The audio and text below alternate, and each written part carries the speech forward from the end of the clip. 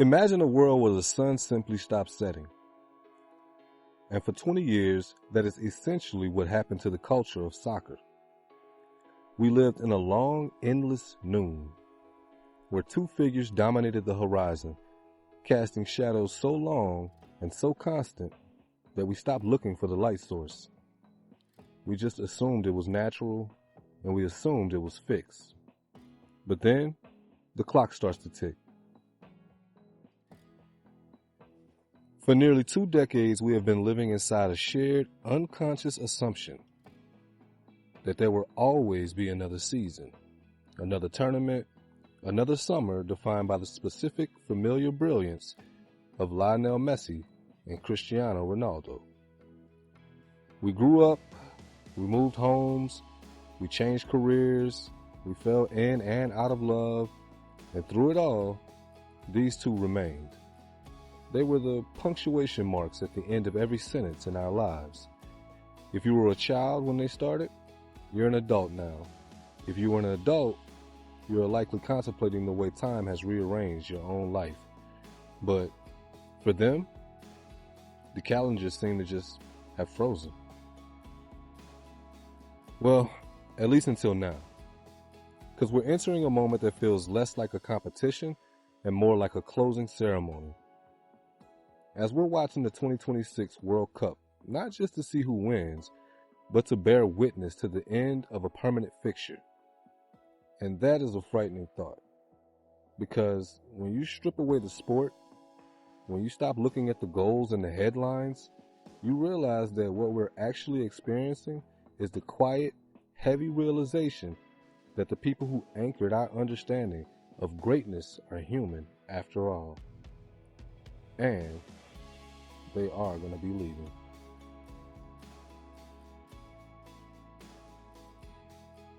There is a specific kind of comfort in repetition. In psychology, it's called the mere exposure effect. We grow to prefer things simply because they are familiar. And for 20 years, these two men were the most familiar things in our lives. They weren't just players, they were a rhythm. There was the Messi season, the way the autumn chill would settle in and he would begin to weave his pattern across the pitch. There was the Ronaldo season, the spring, the intensity, the relentless pursuit of the impossible. We structured our years around them. They were the seasons of our youth. We mistook their consistency for immortality. We treated them like the tides, things that simply are, because they returned every year, appearing on our screens with the predictability of a sunrise. We developed a dangerous blind spot. We forgot that they were traveling through time just like we were. And we can see it now in the way they move. The burst is a little slower. The recovery is a little longer. The mask of the superhero slips, revealing the exhaustion of the man. And there is a discomfort in watching it. It's the same discomfort you feel when you visit your childhood home and realize the ceilings are lower than you remember. It's the same feeling you get when you see a parent struggle to lift a box they once carried with ease. And it's the shock of realizing that the pillars you leaned on are not made of steel. They are made of bone and muscle and time.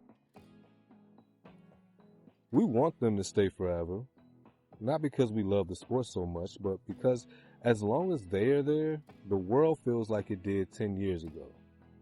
As long as they are on that pitch, we haven't quite become who we are today. They are the last link to a version of ourselves that still believed the clock could be stopped. Now we have 2026. This isn't the stage where they're meant to be gods. They aren't the young men who thought the world belonged to them. They are the elder statesmen, the survivors. And there is a profound beauty in this version of them. In their prime, they were untouchable, abstract figures of perfection. Now they are fragile. You can see the weight of the years in their eyes. They are running against a clock that no one can defeat. When they step onto the field this time, the tension isn't about whether they will win. It's about the awareness that this is the final movement of the symphony. We are watching them compete, but we are also watching them say goodbye to the game that defined them. And in doing so, they are forcing us to do the same. They are teaching us one final difficult lesson, that no matter how bright the light and no matter how long the performance, the curtain eventually descends. It's a cruel lesson, but it's a necessary one. It forces us to acknowledge that the people we hold up as icons are just travelers, same as us. They are not the statues we built in our minds. They are people who have spent their lives trying to outrun their own mortality, and who have finally reached the point where they can simply stop. So why does this hurt? Why does the retirement of two athletes feel like a personal loss, like a grief we aren't supposed to acknowledge? Because they were the mirror. Every time we watched them, we were really watching the passage of our own lives. When they were fast and hungry, we were fast and hungry. When they grew into leaders, we were building our own responsibilities. And now that they are fading, we are forced to confront the fact that we too are moving towards the end of our own chapters. We lose the symbols of permanence, and in their place we are left with the reality of change. We all have these anchors in our lives. The friend you thought you know forever, the tradition your family maintained until it couldn't be maintained anymore, the version of your city that lived in your head before the skyline changed. We think we're sad because Messi is slowing down. We think we're sad because Ronaldo is turning the page. But we're actually sad because we realize that the world we built around them, a world that felt sturdy and certain and safe, is rearranging itself. It's a reminder that time does not pause for greatness. It doesn't pause for goals. It doesn't pause for trophies. It is a river, and we are all just waiting in it. Now there is a temptation to ask, who was better?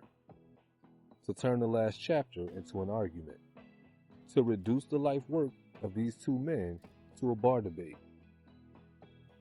But that is a distraction. That is the way to avoid the feeling. You see, perhaps the greatest gift they gave us wasn't the championships. It wasn't the highlight reels or the stat dominance. Perhaps the greatest gift was the illusion that some things could last forever. They held the door open for us for 2 decades. They allowed us to live in a world where the familiar was constant. They gave us a long, golden afternoon. And now, as the sun finally began to dip below the horizon, we have to recognize that we were lucky to have lived through the light of all it.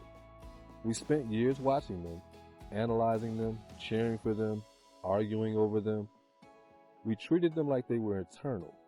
And because we treated them like they were eternal, we never took time to realize that we were witnessing a miracle. The miracle wasn't the goals. The miracle was that we had them for so long. Soon the stadiums will be full again. The game will go on.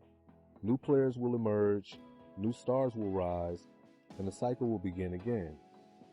But it will be different because we will know. We will know that even the most permanent things are temporary. We will know that one day we will look at our screens and the names we once held as gods will be gone. And we will realize with a soft, aching clarity that we didn't just watch them play, we grew up with them. And we didn't realize we had to eventually say goodbye.